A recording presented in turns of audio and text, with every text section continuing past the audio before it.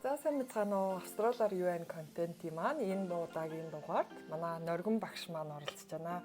Норгон багшийн маань хувьд Австралид байгаа монголчуудаа IELTS-ийн сургалт явуулгаараа их алдартай нэлээд олон шавнартай хүн. Тэгээд тэр шавнырынхаа нэг нь бас би. Та өөрийгөө танилцуулчих тий. За бүгдээрээ сайн байцгаана уу. Австралийн Сидней хотоос мэдчилж байна. За намайг Гиндэн Жамцын Норгон гэдэг.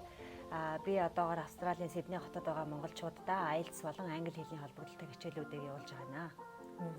16 онд ирлөө Австралид. 16 оны 2 сарын 8 шинийн нэгний өдөр болж байсан шүү дээ. Яг битэн өдөр нисэл шинийн нэг 9 юм байна.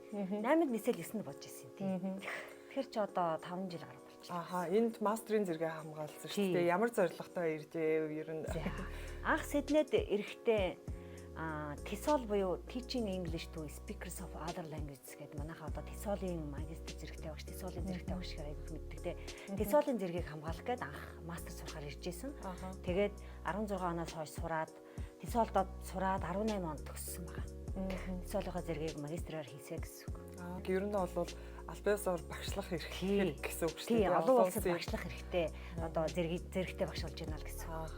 Одоо төгссөнөөс хойш яг төгсөд дуусаад дөнгөж төгсөөд байсны дараа ATMC гэдэг коллежид EAP-гийн багшаар ажиллаач гэсэн санал авсан л да. Тэнд ингээд EAP-гийн багшаар нэлээд удаа ажилласан. Тэгээ ажиллаж агаад харамсалтай нь корона энэ төр гараад манай Сидней хот дахь кампус нь хаагдаад Мельбурнд үндсэн хичээлэн шилжчихсэн. Тэгээ тэрнээс хойш Когара Intensive English Center, Miracle Intensive English Center гэдэг хай скуулуудын хажууд нөгөө хүүхдүүдийн хэлний мэдлэгийн дутуу байгаа хүүхдүүд эрчимжүүлсэн байдлаар бэлддэг англи хэлний төвүүдэд тэнд болохоор яг туслах багш орчуулагч гэдгээр явд юм л да. Student Supporting Officer гэж явдаг. Student Learning Supporting Officer гэж хүүхдүүдийг дэмждэг, орчуулга хийдэг тэр талаас. Монгол хүүхдүүд бас нэлээд хамрагддаг байх тий. Англи хэлний мэдлэг нь яг энэхий стандартад хүрээгүй хүүхдүүд чинь тэр курсүүдэд их яваад байдаг шүү дээ. Яг шууд одоо жишээ нь 5 дугаар ангийн хүүхд 5 дугаар ангид орох гэсэн чинь мөн англи хэлний мэдлэг тотонгууд шууд intensive English Center-т сургаад тэгээд тэр хүүхд айгүй хурдан сураад дэвшээд ингээд левел ахаа явчих юм бол 6 дугаар ангидаа intensive English Center-д дуусгах юм бол шууд 6 дугаар ангидаа хэлжээд орчих боломжтой байдлаар бэлддэг гэсэн үг. Тийм баа. Тэгээд давхар бас одоо IELTS-ийг монголчуудаа заадаг шүү дээ. Тэр салбар руу ер нь яагаад орчих. Монголд бас багш байсан гэж сонсчихсон. Яг нэг хичээл дээр та өөрийгөө л гоё танилцуулаад хэлдэг шүү дээ. За баярлалаа тий. Би Монголд ангаахын шинжлэх ухааны үндэсний сургууль гэдэг ашүүс гэхээр манайх их мэддэг шүү дээ тий. Ангаахын дээд тэгэл манай сургууль чи олон удаа нэрээ өөрчилсөн. Одоо хамгийн сүүлийн нэр нь ашүүс гэдэг нэрээр болсон л доо. Ашүүсийн гадаад хэлний тэнхимд Монгол англи хэлний багшаар ажиллаж исэн. Монголд чинь би дөнгөж магистраа төгсөөл ажиллаж эхэлсэн. Бас 6-7 жил ажилласан туршлагатай байгаа юм байна. Тэгээд наашаа шууд ирсэн. Тэгээд үндсэндээ багш мэрэгчлээ хүн болохоор энд ирээд багшаараа сураад мэрэгжлийн эзэмшээ төгссөн. Тэгээд бас ирээд 2 жил магистра төгсөхдөө би жирэмсэн төгсөж ирсэн. Тэгээд яг төгсөнгүүтээ төрж исэн хүүгээ гаргаад. Тэгээд хүүгээ гаргаад гэртээ сууж байхдаа хүмүүс бас над дээр ганц нэг ирээ та багш гэсэн IELTS өгсөн юм а та бэлдээчээ гэд ганц нэг хүмүүсээр хичээлээ бэлдэж явж хагаад тэгээ хүүхд манж том болоод миний зав зааж гайгүй болоо тэгээ хичээлүүдээ нэгээр биш ингээ ангаар ингэж явсаар хагаад одоо өнөөдөр ингээд нэлээ олон хүмүүсийг шалгалтныхын амжилтанд хүргэсэн юм амжилттайгаар явж байна. Би бас яг тэр групптэйг бараг 5,000-аад гишүүнтэй баг шүү дээ. 5,000-аар одоо 5,000 төгсөж байгаа да тий. Тэгээд хүмүүс ингээд нөгөө амжилтуудаа хуваалцсан. Энд би IELTS-ийн нөгөө IELTS Leads гэдэг YouTube-ээр үзчихсэн байхгүй. Тэрэн дээр одоо яг хагас жилд хүн 0.5 оноо л ахих юм потенциал ерөнхийдөө хүмүүст байдаг. Танай оюутнуудыг харахаар болохоор ингээд амжилт нь айгүй хурдан хагцсан тий. Тэгээд би бас нөгөө эсэгийн сургалтанд сууж байгаа таны тэр нөгөө яг эсэний нэг 80-100 хүүхдэд тийм загвар гаргацсан. Тэр чинь бол яг шалгалт өгч байгаа хүмүүст бол айгүй хэрэгтэй санагдсан. Тийм. Эсэний IELTS-ийн нөгөө 4 чадварын ингээд чадвараар дамжуулаад хичээлийг заагаа явчихдаг л да. Миний сургалтууд ихэвчлэн богино хугацаанд над дээр хүмүүс яг юу гэж ирдэг вэ гэхээр ерөөсөө өнөө маргаашгүй бараг шалгалтаа өгөх нэ. Шалгалтаа өгөхгүй бол одоо визний асуудлаас болоо мэдэж байгаа тийм. Австралич хүн болгол ингээд завгүй амьдралж явж байдаг учраас тэгээ өнөө маргаашгүй шалгалтаа өгөх нэ гэж үзээд хүмүүс нь маш шахуу ингээд над дээр ирдэг л дээ. Тэгээд ерөнхийдөө бол миний сургалтууд ихэвчлэн тактикт суурилсан. Ер нь төвшин боломжийн мэдлэгэд суурин гайгүй тавигдсан хүмүүсийг бол тактикийн заагаал арга зүйн заагаал яг тэгэл заасан арга зүйгээр бэлтгэсэн хүмүүс бол тэгэл яг л амжилттай өөрийнхөө төвшний оноонуудыг авах боломжтой байгаа. Орж ирсэн чи энэ лаг хөөхөө Энэ best teacher гэсэн нүдэн лаг хөөхөн тоссон. Тий, энэ манай шавнар өгсөн хөөхөн багаз. Ингээ гэрэл нас ч унтарна хараа. Эндээ ингээ асаад унтарчдаг. Эндээ ингээд унтарчин тэгээ ингээ асчдаг. Ямар хөөрхөн юм аа. You are the best teacher of them all гэсэн шүү дээ. Тий, манай шавнар маань ингээ тангимын шавнар ирээд суралцаад 17 хоног 27 хоног бид нар чи найзлахаараа бараг сүүлд эгчдүүс шиг болж байгаа юм амар давтан болсон. Та ч нэг гоё шахаа явчихсан л челленж дунд зарлуулаад тий. Аль болоход уйдахгүй хичээгээд онлайн авах юм бол аль болох өдөр болгон даалгавар хийлгүүлэх гээд за танхимаар ирэх юм бол байнга даалгавар өгч тэрийг шалгадаг ч юм уу тий. Хүүхдүүдтэйгээ нэлээд дотн ингээд харилцаа явуулдаг учраас хүүхдүүд маань сүүлдээ бараг хүүхдүүдгээ явчихсан ш яна уучлаарай би бүр нөгөө ярьсаас одоо нөгөө таагээ сурсан. Тийм байна. Тийм тэгээ шавнар маань баярлсан сэтгэлдээ илэрхийлээд янз янзын бэлэг өгдөг л та нэг удаагийн 27 хоногийн шавнар маань энийг бэлгэлж ийсэн бүр ингээ явж зорж очиод авчихсан гэсэн айгүй хөрхөн. Хоёул энийг энэчнээ тавьж байгаад ярих уу. Гэрлийн насаач чаас олно хамгийн гоё. Тийм байна. За тийм байна. Тэгээд хүмүүс болохоор нөгөө айлцын шалгалт гэхээр нэг жоохон айцтай байдэн шүү дээ тий. Тэр айцаа даваад ер нь айлц бэлдэж яах ер нь англи хэл сурч байгаа таны бодлоор тактикуудаас хамгийн одоо хүмүүс шалгарсан хүн болгоны нэг арга өөртөө тий. Таны заах арга барил нь одоо юугээрээ ялгаатай юм бэ? За миний хувьд болохоор IELTS маань 4 чадварт ингээд суурилдаг болохоор чадвар болгонд өөр өөр арга ашигладаг л да. Яг л миний нэг л аргаар бүх чадварыг хэрэглэн гэх юм бол бас арай өөр болчихж байгаа. Лисэн дээр бол хамгийн хурдан сайжирдаг чадвар байхгүй. Тэнгүүд би IELTS-ийн яг бүтэн сургалтыг бол шууд лисенгээр эхэлчихэж байгаа. Лисенгээр эхлэнгүүд хүүхдүүдээ ингээд дор дор аргыг зааж өгөөд өөрсдийн бэлдэх юмнуудыг аягүй сайн хэлж өгөөд тэгээ өдөр болгондоо дандаа юм сонсгох хэрвээ тэр хүүхдийн чихэн онгоогоо жоохон сонсох шаардлагатай өдөр болгон сонсож жагаад тэр нэг 2-7 хоногийн хугацаанд бол аягүй сайн чихэн онгоогоо тэрэн дээр нь шууд тактика хэрэгжүүлээд тестийг хийчихээр аягүй хурдан сайжирчдаг. Лисэн бол хүүхдүүдийн хувьд манай монголчуудын хувьд хамгийн хурдан сайжирдаг. Тэгээд лисэн сайжраад аягүй урамтай хүмүүс ч гоё урамшаад ингээд явна штэ тий. Тэгэнгүүт нараас нь жоохон хүндхэн райт ингээд хас хоёрыг оруулчихдаг. Яг эсэ бичгийн танаа юм шиг. Яг эсэ бичиг оронгууд чи хүмүүс чи ийд хөөрцөн заа өстө болчих юм байна гэл ингээд явж байгаа. Жоохон улаанд орно. Жоохон улаанд орно. Тэгэнгүүт чи нөгөө сэтгэлийг эрж хүчээрээ даваа явчихна. Эсэ бичиг гэдэг чинь бол хамгийн хүндтэй 250 хүүхдээ эсэ бичиг гэдэг чинь англи хэлний дундаж энэ төр төвшөнтэй хүн бол хэцүү юм тий. Тэгээд тэр хүүхдүүдээ эсэ бичлэгийн хичээлийг араас нь яваад тэгээд тэрэн дээр нэг 80-аас 100-аад үг. Тэрэн дээр бол эсэн дээр бол би илүү spoon feeding гэдэг арга байдаг л да одоо багш нарын хэрэгэлдэг шууд бэлэн одоо юм гэхдээ мэдээ шууд бэлэн өгөхгүй ийм загвар байх юм бол ингээд ашиглаарай ийм сэдвэрүүд ингээд оролцуулаарай гэд илүү нэг хурдан хугацаанд тэр хүмүүс чинь шалгалтаа өгмөр байгаа учраас тийм аргыг хэрэгжилж байгаа. Тэнгүүд нь араас нь read явчихж байгаа. Read-эн болохоор ихэвчлэн writing-ийнхаа бүтцийг ойлгоцсон хүмүүс бол read-эн ямар шүү байдалтай бичигдэв, параграф ямар бүтцээр бичигдэв гэдгийг ойлгоцсон. Жишээ нь дээр нь topic sentence авах юм, сүүлд нь concluding sentence авах юм. Writing-аа үзсэн хүмүүс чинь тэрийг аягүй сайн ойлгоо авчихдээ. Тийм тэгэнгүүт reading дээр бас аягүй хурдан нэг арга зүй хэлж өгөө. Дээрээс нь бас нөгөө writing-аас сурсан юмнуудаа ашиглаад энэ үгүй ингэ хэлсэн байгаа юм биш тэгээд ингээд нотлогоогоо олоод ингээ явчихдаг. Тэгээд араас нь граф захаа яваад тэгээд хамгийн сүүлд нь speak явчихдаг. Тийм байлаа. Speaking дээр бол яг Австралид байгаа хүмүүс бас харсангуй гайг баг тий. Яг үнэн тэрдэг. Монголд байгаагаас илүү нөгөө Австралид байгаа хүмүүс чинь нөгөө сургалтанд суучихсан, магистр зарим бакалавртаа тий. Коллежд энэ төр сурцсан. Харьцангуй бас нэг сургалтанд орсон хүмүүс учраас speaking бас арай илүү даваа тал байдаг шүү. Монголд байгаа хүмүүсээс. Бид нар нөгөө Clubhouse гэж сая амар их тэгчлээ шүү дээ. Тэрэн дээр нөгөө apprentice-ийн Эрдэнэ баярыг оруулаад ерөнхийдөө Монголд ямар байна, Австралид ямар байсан. Тэгээ Австралид байж байгаад буцсаад одоо энд байгаа хүмүүстээ юу захимаар байна, Монголоос ирэх байгаа хүмүүст юу захимаар байна гэсэн чинь ерөөсөө л хилээл маш сайн сур, хилээ сурах юм бол боломж маш их байдаг гэд зөвлөгөөнүүдийг ихэнх хүмүүс өгчээсэн. Тэгээд манай суугийг бас Монголоос хүмүүс нэлээд их үздэг байхгүй. Таны одоо хэлэхэд одоо IELTS бэлтгэхэд одоо жишээ нь дунд түвшинтэй хүн байлаа гэхэд хэр хурдан хугацаанд одоо сайжрах уу? Магадгүй таныг хүрч суух юм бол тий. За тийм. Хүмүүсийн төвшин янз янз байдаг. Хүмүүс надаас айгүйх танаа сургалтанд орохын тулд төвшин хамаарах уу гэж ярьдаг. Яг үүндээ бол хүмүүсийн хүсэж байгаа нь өөр өөр шүү дээ. Жишээ нь би нэг 4.5 оноо аваад sponsorship визийн эрхийг авчмаар байна. 5 оноо аваад коллежид орчмоор байна. Хэлний бэлтгэлгүй орчмоор байна. Эсвэл 6 оноо аваад магистрийн суур сургалтанд орчмоор байна. Эсвэл 6.5 аваад ямар ч EAP-гүй шууд магистрт ормоор байна. Эсвэл 7 аваад хуулийн сургуулийн магистрийн шаардлагыг хангамаар байна. Хүний оноо ингээд янз янз байгаа байхгүй.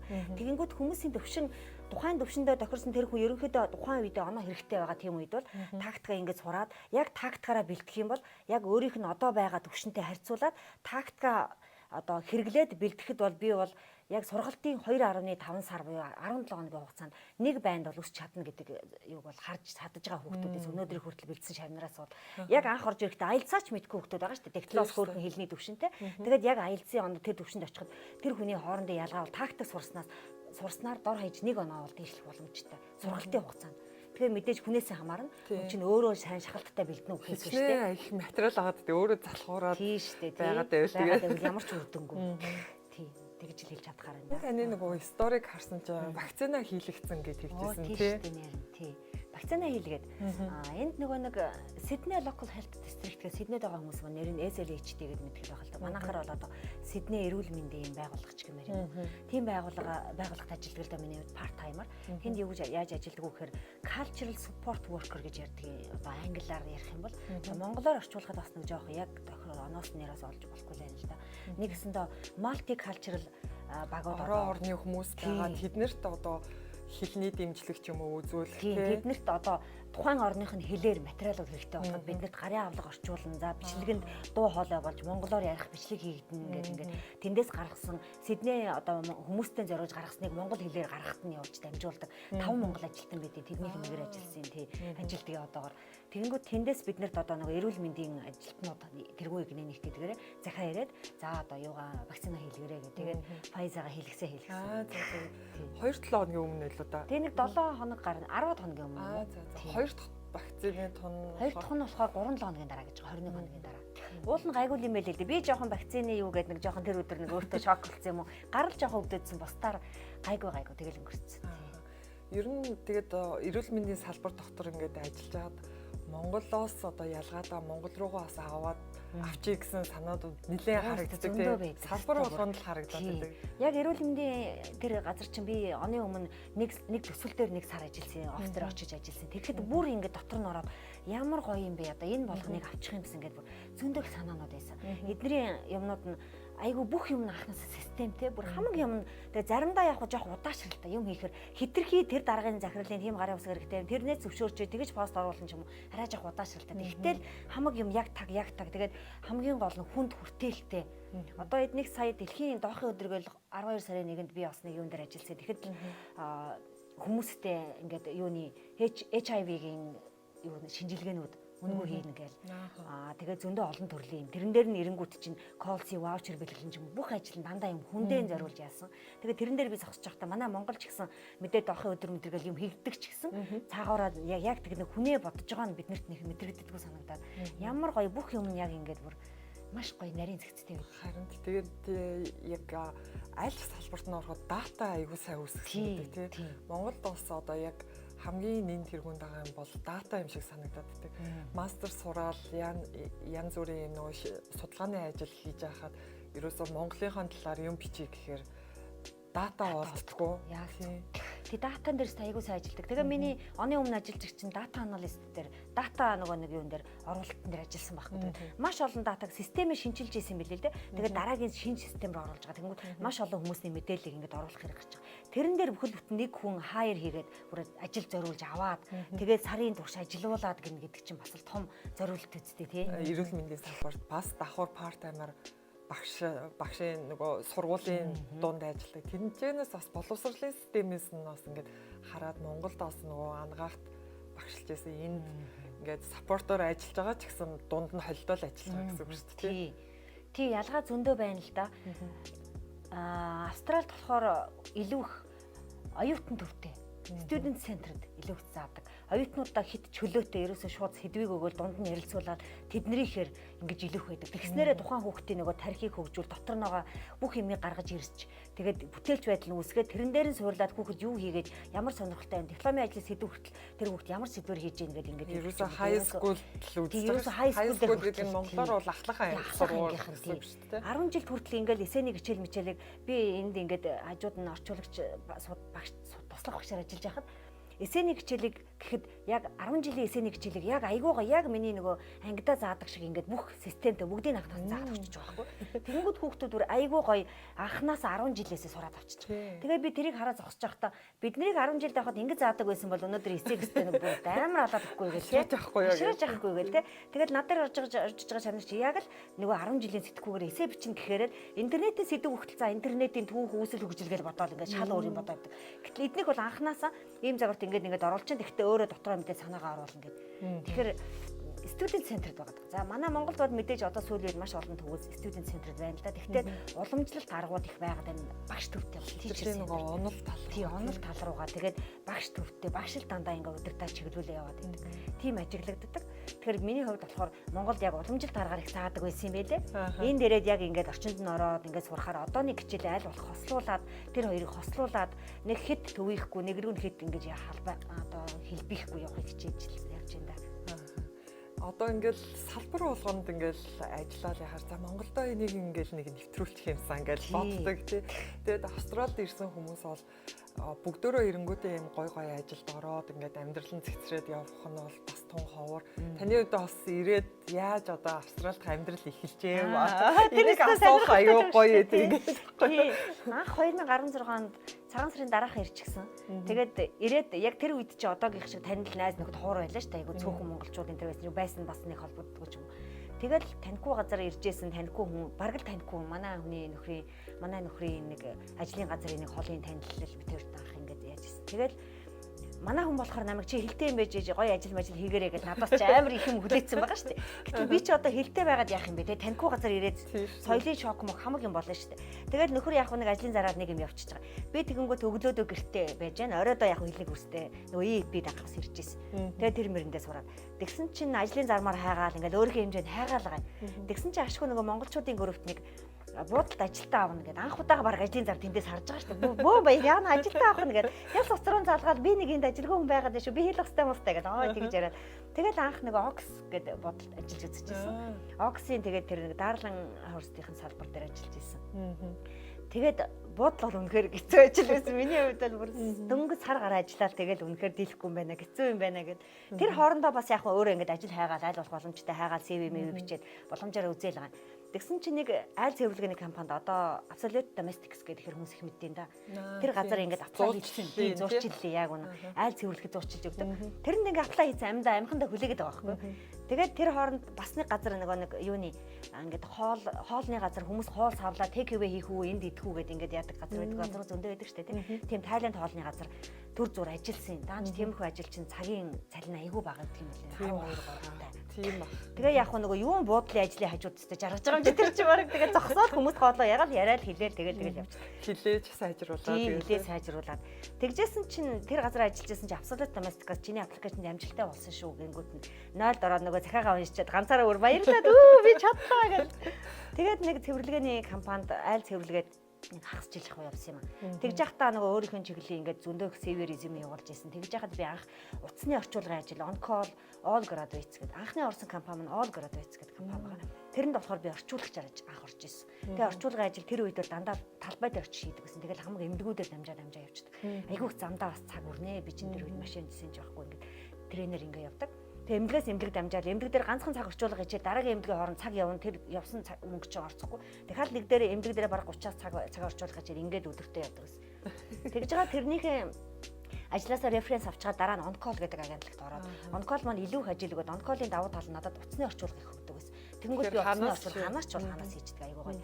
Тэгээд тэгэд явж байгаа тэр Sydney Local Health District-д тэр хоёрынхоор юу референсийг аваад ийм одоо юутай туршлагатай одоо орчуулга хийж байгаа Монгол ангаахын салбарт ажиллаж байсан гэдгээр тэр одоо Sydney Local Health District тэгж анх орж ирсэн. Тийм төгөөдтэй. Тэгээ багшийнхаа салбарт бол Tesolo мэдээ төгсөн төгсөл бол өөргөө хэмжээл хийж ягаад тэгээд Tesolo төгсөнгүүт ETMC гэдэг коллежид EP-гээр багшлаад тэгээд тэр хоорондоо багш би бол миний зорилго бол багшаараа л ажиллах юмсан гэсэн үндсэн зорилготой байсан. Тэгээ high school-уудад тэр student learning support officer-оор ажил дараа нь эцсийн дүн тэнд энэ дээр ажиллаад. Тэгээд анхныгаараа тэгжил эхэлчихсэн. Тэгээ ингээ бодоход бол бас дардан байгаагүй ч гэсэн эцэст нь ингээл бас айгүй олон ажлын туршлагатай болсон. Австралид ч бас хүний шүүсийг яг шахаад өө би их юм амжуулж чаддаг байсан юм уу гэж бодохоор тий. Буудал хийж явахдаа тэгэл уйлж байгаа юм чинь хүн болгол байлаа шүү дээ тий. Тэгэл нөгөө тэр ингээл юм ууны нойлын ингээл юм уу арчиж шилийн юм арчиж явахдаа өөрийгөө толинд харчаад би юу хийгээд байгаа юм бэ гэж баг уйлаад Монгол багшаа гэд хөндлүүлж явсан хүн чинь багшаа гэж явжсэн хүн чинь юу хийгээд яах гэж ирсэн юм бэ гэж өөрийгөө хараад тэгэл тэгж явах дундаа нэрэн өөрийгөө хүн олд юм бэ. Тэгэл юу ч бодохгүй ганцхан цэвэрлэгээ бодоод явахаар ч хүний толгойд өдөрт зөндөө юм бодогдсон шүү дээ тий. Гам ганцаараа байгаа чи өмнө нь болохоор байнга ярьдаг хөөрдөг. Ерөөсө толгоондоо баг завсар өгдөг байсан хүн чинь гэд чив чимээг очиж ганцаараа ганцхан цэвэрлэгээ хийдэг ажилд ороод ирсэн. Тэгэхээр айгүй их юм бодоод амьдралыг яах гэж ирсэн ер нь бидний зорилго юу юм. Тэгээ гадаадад хүнийг яаж сордгийг тэр болгоныг айгүй сайн ойлгосон шүү дээ. Айл цэвэрлж явж байхдаа хүртэл айлуудыг ямар гоё амьдрдээ яаж ингэж гоё амьдрдээ ингээд тэр болгон суралцаад явсан. Тэр жижигхэн ажлуудын туршлагач гэсэн надад ерөөсөө маш их юмнуудыг гоё юм харах нүд өнцгий юм нээжсэн. Ялангуяа одоо нөгөө бид нар чинь ингээл нэг австрал найзууд нэг байхгүй ч гэсэн тиймэрхүү айлууд оцоо цэвэрлэхээр тэдэртэй айгүй найзууд болчихдог тий. Эднийхний нэг гоё юм хүмүүстэй айгүй гоё ингээд дотн болоо. Бид нарыг одоо би ч бас яг нөгөө гэтээ air task-аараа өөртөө босс гэх нэр өгсөн. Тэр ганцаар өртөн шүү дээ. Би ирээд ерөөсөө тэр air task-аар л ажилладаг гэсэн. Тэгээд сургуулаа төгсөөд мэрэгчлэрээ нөгөө такси эйженттэй ажиллаж эхэлсэн. Тэгэл явж ангууд тэднэрээс амар олон найзуудтай болж. Тэгээд Christmas баяр болгоноор амар хөөрхөн юм уу. Тэгээ хаяада нөгөө хүүхэд харах хүн байхгүй том охиноо аваа очиж. Очих болгоно манай охинд бэлэгтэй. Тэгээ айгүй хөөрхөн. Айл цэвэрлжээж явхад айгүй олон австрал айл хүмүүстэй айгүй татна байсан. Одоо хүртэл айгүйгаа надтай харилцаатай хүүхд мөтөөсөн чи надад хүүхдүүдийн гоц сүлцийг өгөөд бэлэг явуулаад эднийг амар хөөрхөн тэр талаас айстай хөөрхөн. Тэгээд охиныгоо дагуулаа нэг очсон чи манай охин бараг шок. Ээжээ та Монгол менежер байсан. Та ийм ажил удаа хийхгүй те. Бас хүүхэд хүртэл яг нөгөө юмны үн цэнийг мэдрэг гэж бодоод би албаараа авч оччихсан. Цэвэрлэгээ хийж байгаа гэл тэнгууд Монголд байгаа хүмүүс хөөх нэг амар цэвэрлэгээ хийж байгаа. Энд болохоор үнэхээр бас би нэрээ цэвэрлэгч илүү гэж боддог. Найз нь кофе ууж байгаа ингээл нэг найзууд ч юм шиг айл цэвэрлэхээр айгуу гоё дайлаа тий. Ерөөсө цэвэрлэгч орж ирлээ гэдэг нүдээр харахгүй зүгээр манай гэрийн зочин гэж байгаа юм шиг. Бараг зарим айлд чинь цэвэрлэгээгээ ирэхгүй ууж идсээр л гарч ирдэг шүү дээ. Ер нь бол үнэндээ. Тиймэрхүү хандлагын юмнуудыг австралиас авах юм их байдаг тий. Тийм зөндөө хандлагын юмнууд энэ суралцмаар хүмүүсээс суралцмаар юм их байна. Тэгээд хамгийн миний ажигласан гоё юм гэх юм бол бид нар чинь манай монголчууд бол өглөө ажлынхаа цагийг тулгаж босоод нүрээ хальт угаагаад би бол Монголд адилхан би ч гэсэн адилхан тийм л хэлсэн шүү дээ. Цагаан тулгаж босч ирэл шүд амаа угаагаад арайгт нүрээ амаа бодоод амжаал яараалгүйгээл ажилдаа очдөг байсан. Тэгэхэд энд бол заавал цагаа тулах хүн болгон өөртөө анхаарна. Гадаа ингээл зүгээр хүүхдээ хүргээл явж байхад ерөөсө өглөөний цагаар бол зоолттой ерөөсө парк баг гүйж байгаа хүнээр дүүрэн өглөө хамгийн их эрчимтэй үеийн өглөө байгаа. Тэр яаж яа гэхээр ажлаас өмнө хүмүүс өөртөө анхаарчаад тэгээд явж байгаа нь орой ирээд яг бүхэл бүтэн цагаа гэр бүлтэй зарцуул. Яг зөв. Тэрийг би харчаад тэгээ нэг өглөө найзуудтайгаа нэг нар мандахыг хараад далайн ирэг дээр яваад атсан чинь бүр настай гөгшин бараг 80 гарсан өвөө байсан. За ингээд түрдэг тэрэгтэй өөрөө хүүхдэрээ төрүүлж ирчингүүтээ пүүл рүү ороо шууд сэлээд байгаа юм чи. Бүх энэ нөгөө яаж бараг сэлж яана гэх хар өдөөний хүүхднэр шүү дээ. Тэгээ сэлж жагаад өөрөө амар гоё кайф авчаад эргээд тэргэн дээрээ суугаад хүүгээрээ төрүүл явуулчих юм чи. Ямар амар өөртөө юм гоё ингээд юутай тий арчаатай тэгээд өөрийгөө бодсон ямар гоё юм бэ. Бараг бидний өвөө тэгэж өөртөө зориул тэгэж бүр дээр очихгүй тий. Харин тий бас нөгөө яг амьдрах орчин байгаад байгаа шиг байна тий. Бас байж байгаа шиг байна. Тэр мэрийг харчаал үнэхээр хүмүүсийн сэтгэхүй хүртэл өөр байд юм байна да. Бид нэр суралцах юм их байна да л гэж хараад байгаа. Ялангуяа энэ эрүүл мэндийн боловсролын салбараа хамгийн түрүүнд босгох хэрэгтэй шиг байна тий. Эрүүл мэндийн боловсрол хоёр хамгийн түрүүнд санагдаад байгаа шүү дээ. Одоо тэгээд яаж гоё босгохын одоо тий тэгээ гоё юм зөндөөл байна л да даанч тэгээд бидний дуу хоолой цаанаа хүрэх үгүй юу тий ямар ч гэсэн өөрийнхөө хэмжээнд сурсан мэдснийг хүмүүстэй түгээгээ тараагаад явж яатал тэгэл эцсийн үр дүн гарах байх л гэж бодож байгаа шин. За хоёлаа ч ам халаадтай сайхан явж байна. Би нөгөө баг хүмүүс ярьдаггүй ш юмнуудаа хоёлаа ч бүр ярьж өгч шүү дээ тий. Хүмүүс харин тэгэл анх ирэхээрээ хамаг юм дардаа явсан гэж боддог мэдээж тэгэл дөнгөж шинэхээр ирсэн хүн болгон тохиолдог бүхэл юм тохиолдож байгаа. Анх битэрт нэг сонирхолтой юм хөгжилтэй юм манай нөхөр би тэрт нэг хөгжилтэй болоод. Яасан гэсэн чи анх ирсэн өдрөө битэр нөгөө опло цэнгэлүүлэх гээд опло авдгийг нэг ямар ч юм мэдсэн. За нэг опло гэдэг нь одоо нөгөө нийтийн тээвэр ашиглаж дардаг карт тийм. Манайхнаар нөгөө юу лээ юу мани гэдэг дардаг шүү. Тэрнтэй адилхан карт тийм. Опло анх цэнгэлгээ за ямар ч юм опло гэдэг юм авах хэрэгтэй юм байна гэд. Тэгээд дэлгүүрээс авахдаа дотроо мөнгөтэй ирж болно мөнгөгүй ирж болно гэд. Битэрийн юу яасан ирсэн айлын маань хажуу талд нөгөө юу гэдэг дэлгүүрээс нэг жижигхэн нэрийг мартаад байна. Тэр дэлгүүрт ороод офлайн ингээд захиалж авахгүй. Тэгсэн ашгүй дотроо мөнгөтэйгөө ирнэ гэдэг. За хэдэн доллар дотроо хийгээд авах вэ гэхээр нь 20,000 гэдэг. Хоёул зогсоод байхгүй нөгөө Монголынхаа сэтгэвээс салаагүй 20,000-аар тэнгэлч. Тийм 25,000 тэгээд тэнгэлч. Тэгээд бүр хоёрыг авна гэж зогсоод байгаа ч юм уу. 20,000-аар хоёр гэсэн чинь дэлгүүрийн хүн are you sure гэж зогсоод байгаа. Yes of course хоёул юу ч бодсон юм байхгүй. Тэгээд өөр юм хараа нөгөө үнэ хүлээгээд гэсэн. Араас excuse me гэсэн are you sure гэдэг really гэдэг бүр ингээ гайхаад болдгоо. Тэгээ бодсон. Юу вэ? Хоёулаа чи юу яриад байна? 20 шүү 20 доллар шүү гэдэг. Тэгээд бүр 20,000-аар. Тийм. Хөгжилтэй юм болж байсан байна. Тийм тэгээ хүмүүс ярихаар яана гэдэг хүн болгонд бас тохиолддог л нөгөө Монголынхаа сэтгүүгээс ирсэн салаагүй.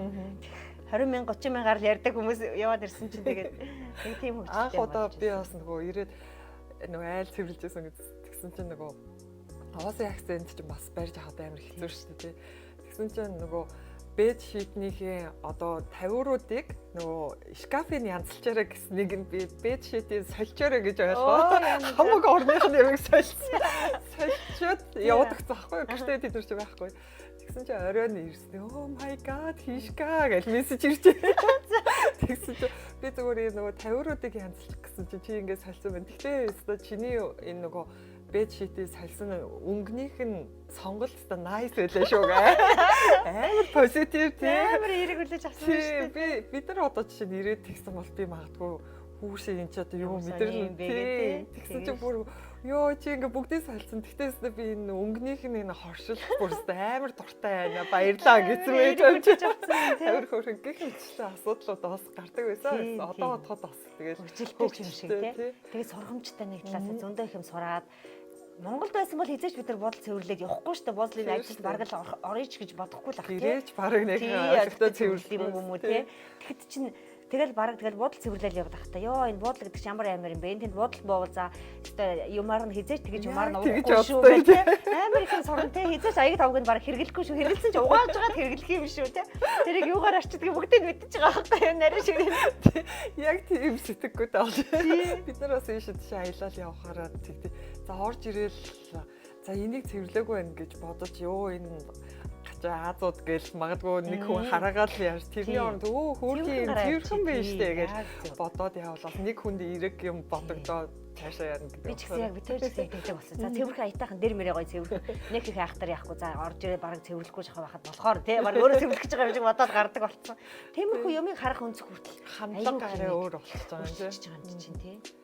Бидний бас ингээл одоо видео хийгээл цаг зав таа ч гэсэн ингээл цаг зав зарцуулаад хичээл нэлээ их юм аацтангууд бас шалгаруулад өнгөө хүмүүсийг суулгаад идэв юм л шүү дээ тий. Тий. Нэрэн би түрүүн бодож ирсэн чамаа ярина гэхэд хоёулынгийнх нь бичлэг үзэж байгаа хүмүүст хоёулаа нэг сургалтаар шагнах уу? Чи юу гэж бодож байна? Вау, болно шүү дээ. Хэрвээ та өөрөө боломжтой гэвэл тий тэгэл та. Би бас хоёулынгийнх нь бичлэг зөндөө олон үзэж байна. Тэгээд одоо эхэлж байгаа зөндөө сургалтууд байгаа. Яг одоо бол 4 ангийн сургалт байгаа. Тэрнээс хойш ярианы анги байна, үгийн сангийн анги ингээд ер нь бол 7 хоног 2 хоног тутамд нэг сургалтууд эхлээд идэг болохоор бичлэгийнх нь одоо хамгийн их үзэгчтэй хүмүүс дундаас ингээд азтан шалгах болгоо байлаа. За тэгвэл тэгэл да. Баярлалаа. Тэгвэл бас Монголоос хүмүүс нэлээ холбоод энд байгаа хүмүүс ч гэсэн тий юуг лайк шеэр мэрээр нь тий тооцоод тий. Тэгвэл тэгээ. Баярлалаа. Яг түрүүн бодчихсан ашгүй сануулчлаа. Яг би ирэхээс чи өмнөх нь за нэр нь тэгж болмоор юм байна гэдээ бодож ашгүй санчлаа. Ярианда мартагч шүү дээ. Бид хоёр ингээ видео хийгээ явахаар ингээ төдлөг гоё ингээ таньшиг ингээ дэмжиж байгаа хүмүүс одоо ингээ баг багаар гарч ирээл. Тэгээ хамтдаа sharing is caring шүү дээ. Тий яг зөв тий. Та хэдийн ч гэсэн ийм гоё подкастт орж байгаад би их баяртай. Ярианыхэнд бас хэлхээ мартсан байлээ. Ая гоё юмд оруулаад тийм ээ. Та хэдийн танай гэр бүлийг байг үзэн шүү дээ. Мишкэг бол таньдаг болсон шүү дээ. Одоо тийм байна Мишкэг. Мишкэг игдүүт юм бэ гэж. Мик зүүж мүгэлаг явдаг болсон. Харахаар бүр игдүүрээд бүр ямар игдүүтэй бүр базаа хийж байгаа гэж бичлэгний араас чи бүр таньдаг болсон шүү дээ. За хоёулаа ингээ гоё яриад байвал яриалах юм байна. Тийм ярих юмстай айгуу байна. Тэгээд танд одоо хэлэхэд Австралид байгаа хүмүүстээ таны одоо хэлэх үг юу вэ? Монголд байгаа хүмүүстээ хэрвээ Австралиг зорих байгаа бол ялангуяа англи хэл дээрээ ямар төвшөнд байх вэ? Яаж хичээвэл гэх нэг товчхон хэлээд. За тийм ойлголоо. Окей. Монголд байгаа хүмүүс маань би ер нь тэнд хүмүүстэй ажиллах хэрэгтэй ч гэсэн хэлдэг нэг л юм хэлээ. Хэрвээ Австралид ч ч юм уу альва гадаад оронд ирэхийг зорж байгаа бол Монголдо хэлээ сураарай. Үнэхээр Монголдо хэл сурснараа нэгдүгээрт өөрөө өөртөө гарах цаг чинь илүү их байд юм аа. Монголд л цаг байдгийг шүү. Гадаадад хизээч очиод сурчна гэсэн ойлголт бол ер нь бол буруу шүү. Мэдээж хүн хүний юу өмнө өөр тэгтэл завгүй амьдралд хутгалдаж байгаа. Завтай дээрээ сураад аваарай гэж зөвлөмөр байна. Дээрээс нь Монголдо хэлнийхээ төвчин сайжруулаад сураад ирчих юм бол мөнгө хэмнэх гэдэг юм чинь одоо хаанч яригдэн шүү дээ. Хэлний курс чинь л 200 тийм шүү дээ. 7 хоногоор яриа авчиж байгаа юм чинь 150-аас тэгэл 400 хүртэл хэлний курс 450 хүртэл ингээ явцдаг учраас мөнгө хэмнэдэ шүү. Тэгэхээр ерөөсөө англи хэлээ үнэхээр сурахыг хүсээд гадаад явахыг хүсчихвэл Монголдо байгаа дээрээ сураад аваарай л гэж цааш. Одоо яг энэ карантиныг ашиглаад тийм карантиныг энэ ашиглаад одоо энэ онлайн сургалт мургалтыг хүн хүсчээвэл хаанаас боломж олддог болсон. Бас яг ковидын нэг давуу тал нь энийг яг мэдрүүлж байна тийм. Яг зөв тийм. Ковид эхлэхээс өмнө чинь миний ангиуд дандаа танхимаар байсан чинь ковид эхлээл яа харахгүй уулзаж болохгүй болоод бүх юм онлайн болсон чинь хүмүүс ихэндээ жоохон хүлээж авахгүй. Үгүй сургалтаа хойшлуулъя. Танхимын зүгээр байсан юм аа. Миний хувьд тохирохгүй байна гэж хойшлуулаад би чинь тэгээд айл болох уян гатан хойшлуулах хүссэн төлтөйг нь хойшлуулаад онлайнаар орохыг нь олоод ингээд яваадсэн чинь одоо тэр анх эхэлснийг бодвол жил гарan болчихлоо шүү дээ. 19 оны 4 сараас бараг эхэлж байсан. Биш 20 оны 4 сараас юм биш. Тэгээд жил гарan ингээд болоход хүмүүс онлайныг илүү сонгодог болсон шүү дээ одоо. Ерөөсөө амар унаад мөнгө өрөхгүй. Тэгээд цаг хэмжин. Дээрээс нь мөнгө онлайн зарим тохиолдолд хямдхан байдаг шүү дээ. Тэгээд мөнгө хэмжин гээд онлайнд илүү сайн татсан байлээ. Аха. Онлайны бас нэг давуу тал нь нөгөө лайв эднэрээ хадгалчихвал одоо яг өнөөдөртөө сонсоод ойлгоогүй юм а давтаж үзэх боломжтой. Яг зөв. Танай ангид бас тэгж явж байсан тийм. Нэг сарын хугацаанд би ч нөгөө яг тэр үеэр чи нөгөө шинэ жил таараад танаас асууж ирсэн. За лайва хийзээ устгах. Яг амжаад хийсэн үү? Тийм сүүлийн 7 хоногт нэстэ бүгдээ шоржогнуулаа. Тэгээд явчихсан тийм. Харин тийм онлайн сургалт энийг онцлог нь бичлэгээ дуртай үед үзэх боломжтой. Гэхдээ дуртай гэдэг нь байн хадгалахгүй хүмүүстэй мэдээж хугацааг нь би ихэвчлэн 1 сарын дотор л хичээл дууснаас хойш 1 сарын дотор бичлэгээ хадгалж шүү. Тэр хооронд амжаагүй хүмүүс нь үзээд амжаарай гэдэг. Тэгээд давуу талыг айгүй ашиглаад авдаг шүү дээ хүмүүс. Тэгэхээр англи хэлээ сайн сурцгаагаарай манайхан тий. Тэгвэл илүү их одоо өөрсдөн чинь хэрэгтэй юм байгаа шүү. Дамаа энэ карантины хугацааг ашиглаад өөрийгөө хөгжүүлээ. Тэр тусмаа хамгийн их хэрэглэх хэрэгцээд байгаа англи хэлийг их сайжруулж өөртөө том хөрөнгө оруулалтыг хийгээрэй л гэж зөвлөе да. За баярлалаа. Цаг заваа гаргасан. За тэгээ бас дээрэс нь азтай шалгаруулахаар боллоо шүү дээ. Тэгээ өнөөдөр ийм гоё одоо өөрсдийн подкастт урьж оруулсан та бүхэнд маш их баярлалаа. Дараагийнх нь ажилд амжилт хүсье. За баярлалаа. Эерэг бүхнийг түгээ. Odgis family. За бүгдээрээ сайн байцгаана уу? Та бүхэндээ амлсан ясаараа алтан түлхүүр гэдэг хичээлээ орох гэж байна. За хичээл дээр маань ярих юм нэлээ их жишээ энэ төр татаж ярих учраас би аль болох товчхон бас хурдан ярихыг хичээе. За та хэд маань энэ хичээлийг үзэж байгаа бол дэвтэр дээр нэг алтан түлхүүр зураад үзээрэй. Та хэдийн түлхүүр ямар шүү байдгийг та хэд зураад үзээд гэхдээ миний түлхүүр нэг иймэрхүү би самбар дээрээ зурчихсан байна. Нэг иймэрхүү түлхүүр зурчаад байж. За алтан түлхүүр гэж юу хэлээд байгаа юм бэ? Юуг алтан түлхүүр гэд нэрлээд байгаа юм гэхээр эсэний хувьд хэдүүлээ 5 төрлийн эсэ байдаг. 5 төрлийн эсэгээ 4 параграфаар биччихгээд үзчихсэн байгаа тийм үү? Тэгвэл параграф болгон дотор нь бичих юмыг бид нар бас нарийн ингээд үзчихсэн шүү дээ тийм үү? Дотор болгоно ийм агуулгаднаа гэдэг. За тэрэн дотор нэг алтан түлхүүр хийгээд авчих боломжтой нэг юм байна. Хүний биед нэг эрдэнэс дүүрэн авдар байна. Бид гэж харж байна л да. Хүн болгонд эрдэнэс дүүрэн авдар байна. Тэр бол мэдээж бидний тарих бол эрдэнсээр дүүрэн авдар. Магадгүй 20-д 30-д наслахтаа та энэ хугацаанд эрдэнсээр дүүргэсэн. Авдраа эрдэнсээр дүүргэсэн. Тэгээд одоо англи хэл сураад англи хэлний эрдэнсээр дүүргэсэн байжгаад яг сайхан эрдэнсээ гаргаад эсэгээ биччихээр та хэд түлхүүр тутна. Түлхүүр. Тэр авдранд байгаа эрдэнсийг түлхүүрээр алтан түлхүүрээр түлхүүрдэж авдран доторх эрдэнэс гарчиж харагдсан шүү дээ. Тэгвэл бид нар тэр авдран дотор байгаа эрдэнсийг гаргахын тулд түлхүүр хэрэгтэй.